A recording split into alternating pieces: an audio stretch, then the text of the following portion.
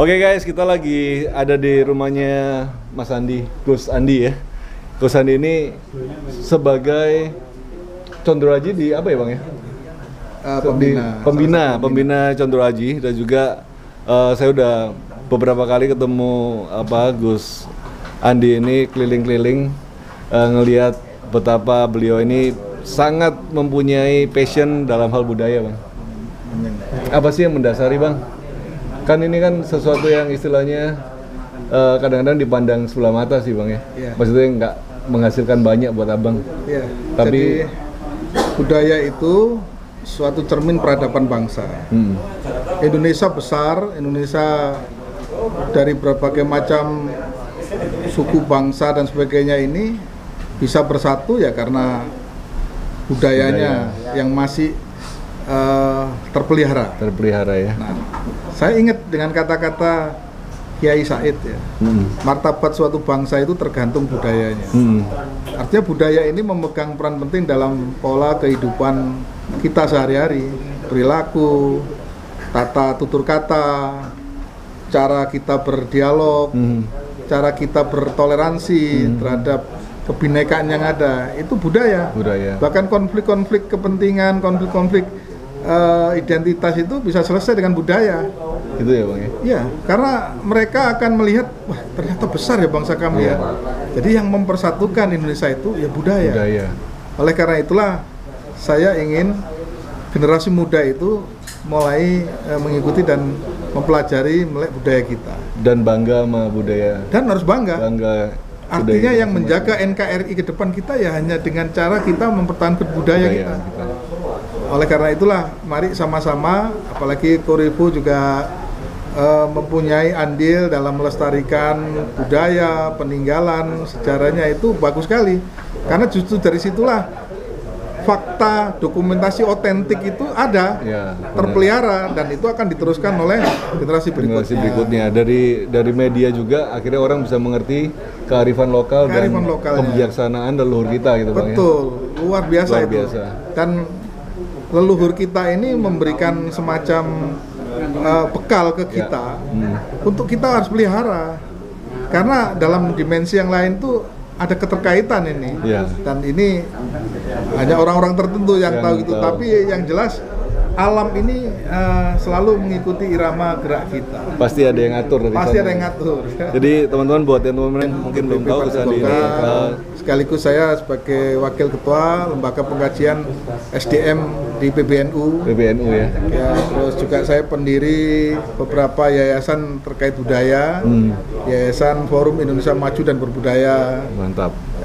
Yayasan Peradaban Bumi Mataram itu saya juga mendirikan. Jadi Bang, tadi kan kita udah sempat ke Kesultanan Pajang, kita lihat juga ada ritual untuk pembuatan pusaka untuk dalaman keraton ya Bang ya. Nah, ngomong-ngomong soal pusaka nih Bang, seberapa pentingnya sih pusaka itu dalam budaya kita nih Bang? Iya, pusaka itu kan sebenarnya bagian dari kelengkapan identitas manusia. Pemimpin-pemimpin Jawa ya dulu, bayangkan Pangeran Diponegoro mempunyai keris yang luar biasa ya, Sunan Kalijaga. Belanda untuk mengalahkan para pejuang-pejuang kita itu kalau tidak dengan strategi merebut pusakanya nggak akan kena. Ya bisa dibayangkan bagaimana pusaka itu melekat pada diri yang memiliki itu menjadi satu kesatuan yang saling menunjang. Tapi intinya pusaka itu bagian dari warisan budaya, juga punya nilai estetika.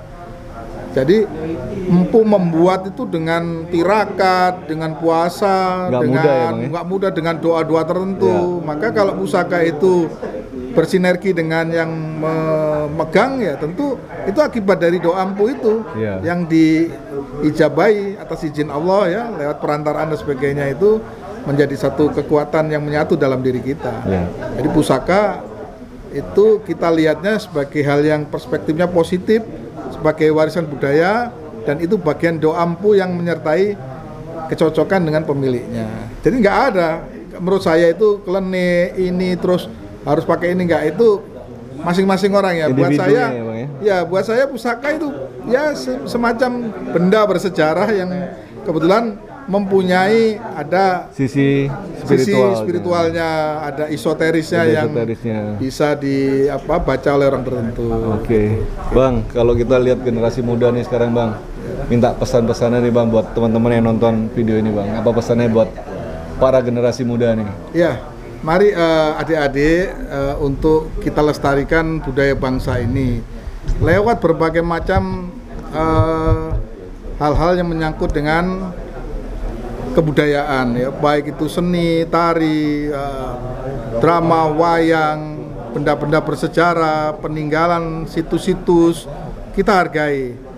Apa caranya menghargai? Satu, kita bangkitkan wisata religi, wisata yang terkait dengan ekologi, ya, di daerah itu. Misalnya di Borobudur itu pemerintah harus membangun bagaimana selain kita melihat kehebatan candi itu harus ada cerita sejarahnya yang mudah divisualisasikan, anak muda menangkapnya. Di situ ada perkemahan mungkin, ya, nanti karena tidak cukup hanya untuk berkunjung, naik, foto-foto, harus ada sejarah dan filosofinya. Betul, filosofinya. Terus nanti untuk memudahkan akses itu seperti di luar negeri itu, bagaimana infrastruktur itu memudahkan mencapai lokasi-lokasi situs-situs itu. Nah, saya mohon anak-anak muda sekarang dengan sosial media ini bisa belajar, meminati budaya bangsa sendiri.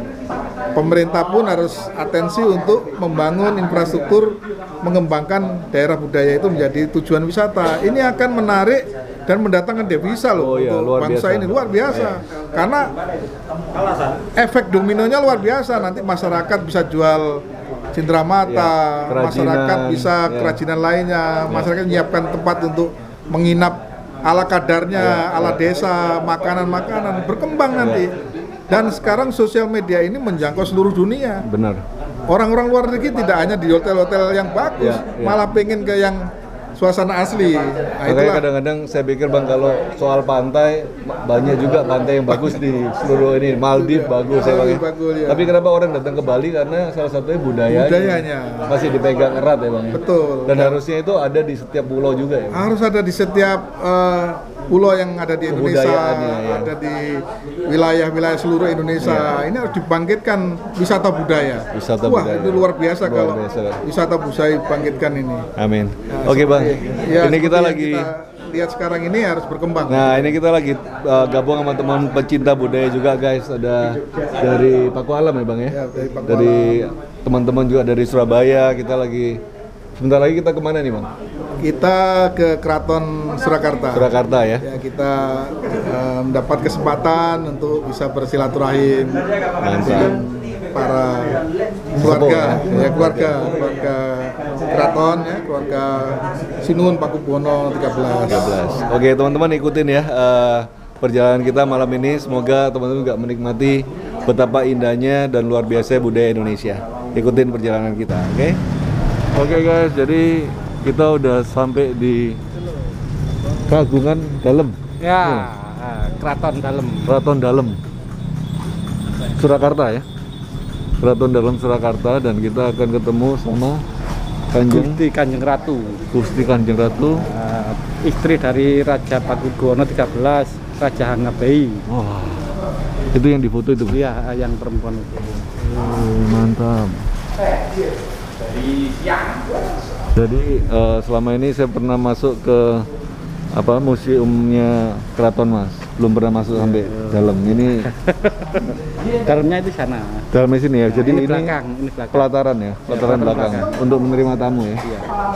Jadi langka banget guys bisa kesini guys. Ini enggak semua orang bisa masuk. Enggak semua orang bisa masuk, dan termasuk gedung Cagar Budaya ini Mas. Iya, gedung bersejarah guys. Umurnya udah ratusan tahun.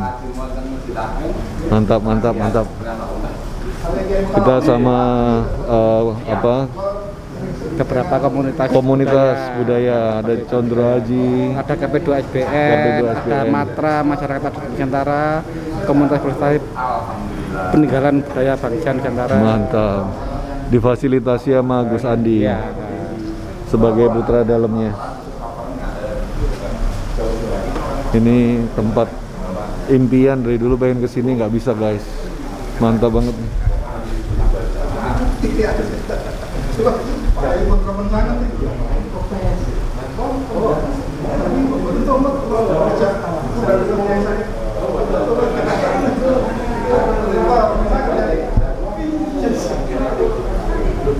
Jadi kalau selama ini kita pengen punya kris PB, yang dimaksud kris PB itu ya kris dari Paku Buwono ini guys. Sekarang kris PB susah sekali didapat guys. Di sini masih ada nggak mas kris PB? Gudang senjatanya? Jelahnya masih ada harusnya. Tapi penjumlahnya enggaknya kan enggak. Jadi kris era PB itu termasuk kris yang sekarang ini banyak dicari. Era Paku Buwono ya. Itu sekitar abad ke-18 ya bang? Kurang paham. Paku Buwono ya abad 17 abad 18. Sekarang ini Paku Buwono 13 yang terakhir.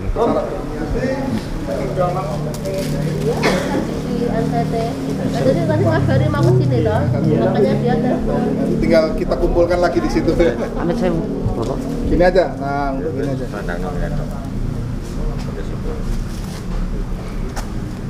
Mas Dhani jeli, jadi yang ngingetkan dia. Kalau terbiasa ngurusi orang di keraton. Syaratnya Jadi sesuai tradisi kita pakai namanya samir guys. Mencorong ya, mencorong ya. Bu Hari juga keren. Nyala. Terima kasih. Mantap.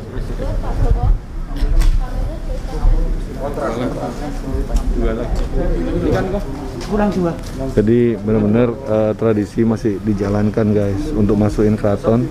Yang pakai sandal harus lepas, yang pakai sepatu boleh untuk masuk ke dalam. Dan syarat utama, jadi itu tradisi yang tetap dipegang sampai hari ini. Benar-benar sakral di sini. Ya saya pun kan kita masuknya di sini kan karena ini.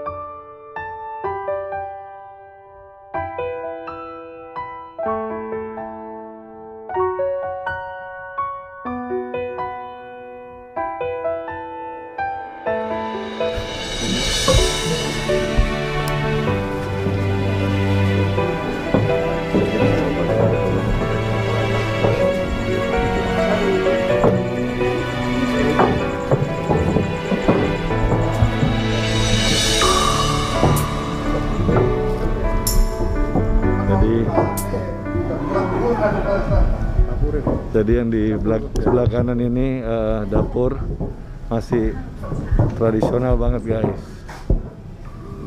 Wih, Kanjeng Ratu pesen dapur yang kotor-kotor nggak boleh diambil video katanya.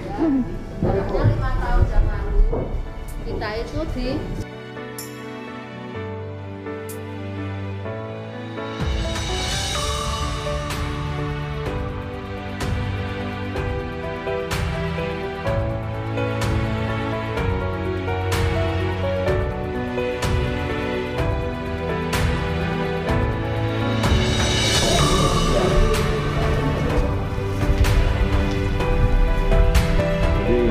suasana malam di Keraton Surakarta guys.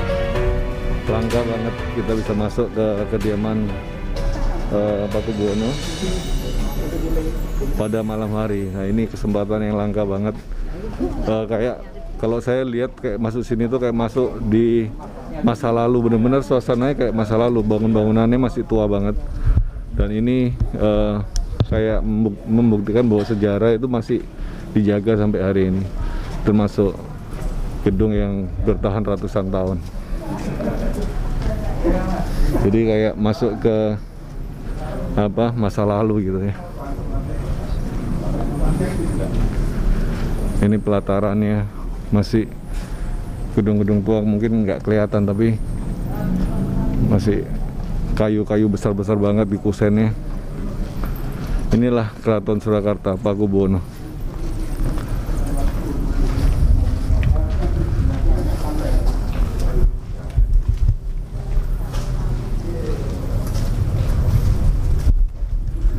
Padahal Kanjeng Ratu lagi nggak enak badan tapi masih sempetin untuk ngajak kita keliling guys.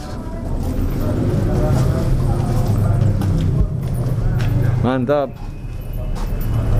Ini gedenya luar biasa ini.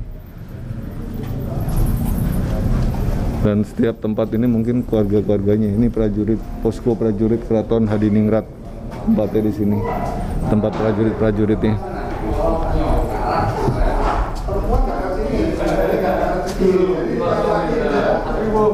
Ya. Wah, ini pintu masuknya guys. Ini gerbang untuk pria. Kalau wanita nggak boleh masuk sini. Oh, oke. Ini gerbang khusus untuk pria. Untuk pria ya masuk sini ya. Ini masih pintunya masih asli zaman Belanda nih guys.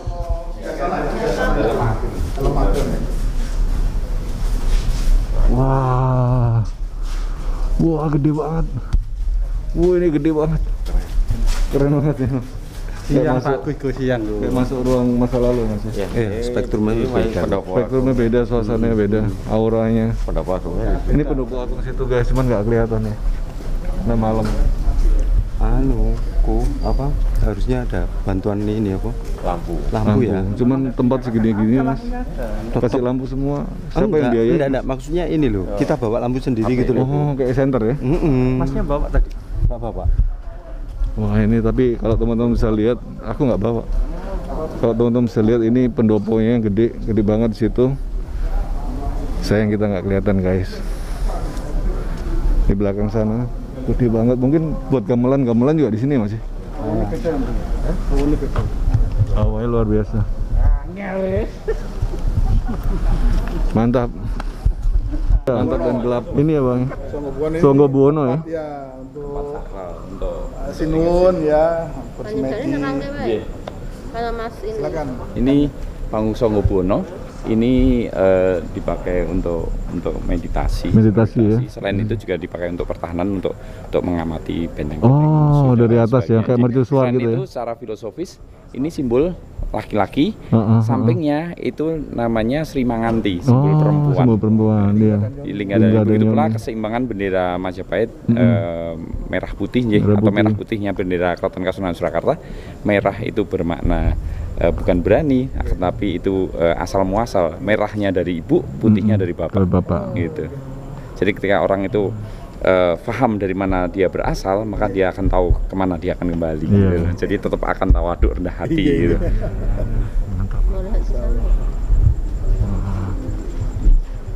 Ini yang tembus kalau pintu utama tadi itu, yang taman bunga tadi kalau keluar ini itu ada roksa. Wah, gede banget guys. Ini pintunya gede banget. Gila. Jadi di atas itu kita bisa lihat tahun 1707, abad ke-17. Gerbangnya aja gede.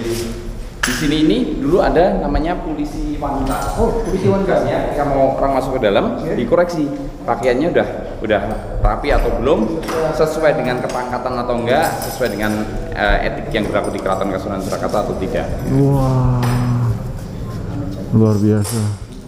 Segede gini Zaman bang. Pakubuwono keempat. Pakubuwono keempat ya. Pakubuwono keempat. Diperbarui zaman Pakubuwono keempat.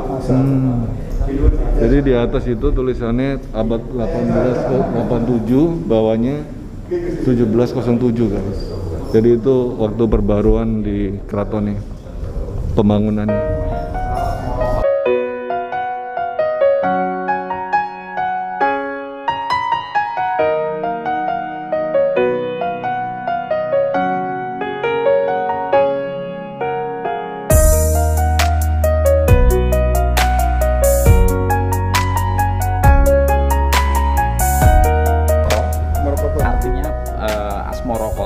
Artinya perintah yang lembut untuk menyampaikan dawu-dawu, menyampaikan perintah dan lain sebagainya, dan juga untuk memberikan kenaikan pangkat atau memberikan pangkat bagi para abdi dalam. Ya, enggak. Nanti tugasnya yang pengagung karenta, ya. Ataupun ketika acara yang untuk abdi dalam, untuk pangkat Raden Temenggung ke atas di sini sampai KRAT. Nanti begitu Sinon sudah menghadampar, ada abdi dalam istri yang memanggil mereka untuk diirit ke Sasono Jawoko. Itu 2, ini 4. Oh, tiap ini beda-beda ya? simbol tahun. Iya. Ini angka itu menyebutkan tahun. MDC itu tahun. Tahun nih. Ya. Jadi tahun berapa ini? Banyak. Abad ke-17. WB10 ini. Caranya WB10. Oh, bangunnya waktu WB10. Nah, itu di gambar buminya itu kan ada bumi sama pasak. Jadi Pakubuwono. Pakubuwono. Jadi gambar bumi itu ada pasaknya, silang itu. Ada kerasnya itu Pakubuwono. Pakubuwono ke-10. Silang X.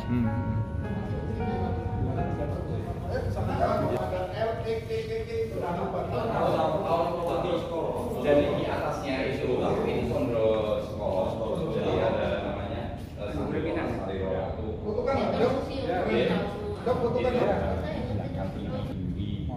Dan lain sebagainya, serakan dan lain sebagainya, baru masuk semakin dalam. Kayak dalam ini sebenarnya simbolisasi Simbol. jadi kedalaman hati yang halus, yang dalam, yang ini kenapa? Di kedalaman hati paling dalam ada yang sarwo kecil. Selalu kebaikan yang tumbuh di situ. Dengan pohon cecek. Iya, sarwo kecil. Nanti mungkin lain waktu kalau kita kesini agak siang. Iya. Siap. Jadi Lebih detail dan lebih ini. Kalendernya tuh GKRI. pesan-pesan yang ini untuk para muda-mudi yang ini untuk mencintai budaya dan mencintai NKRI, terutama dari budaya dari Keraton Surakarta, Hadiningrat, supaya dijaga dan dilestarikan. Terima kasih Kanjeng Ratu, terima kasih.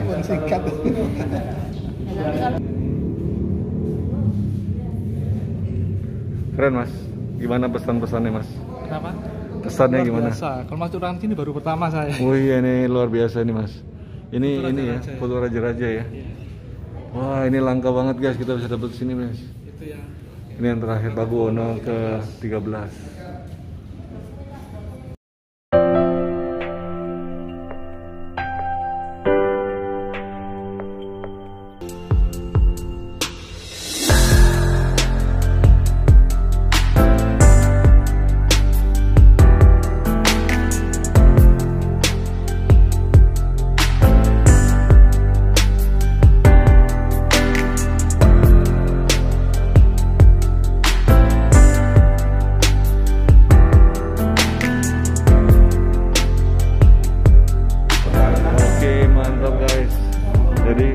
Di sini ini kita masih bisa lihat pusaka-pusaka yang dipajang di depan sini adalah tombak. Jadi kemungkinan memang tombak itu biasanya dalam tradisi itu ditaruh di sebelah pintu masuk atau pintu-pintu dalam yang untuk berfungsi sebagai penjaga ya. Dan di sini ada 3 bilah tombak yang panjangnya mungkin sekitar 3,5 sampai 4 meter. Di sebelah sana itu juga ada tombak juga yang di ya inilah Keraton Surakarta. Keren banget. Maaf bro. Maaf baru kuping nih.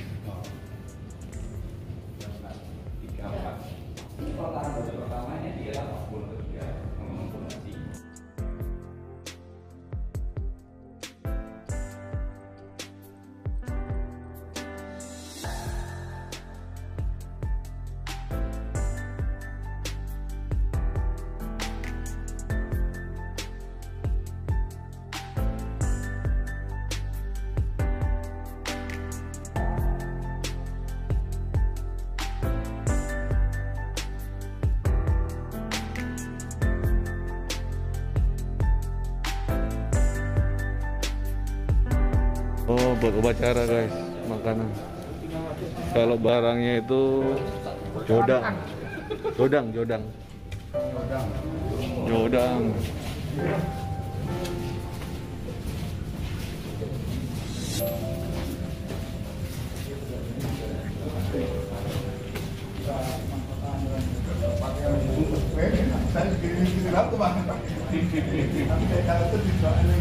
Oke guys, itu tadi kita udah keliling-keliling, sekarang kita waktunya balik.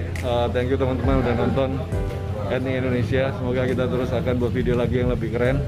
Dan tujuannya hanya untuk melestarikan budaya Indonesia. Budaya Indonesia emang keren. See you. Sampai ketemu di video selanjutnya.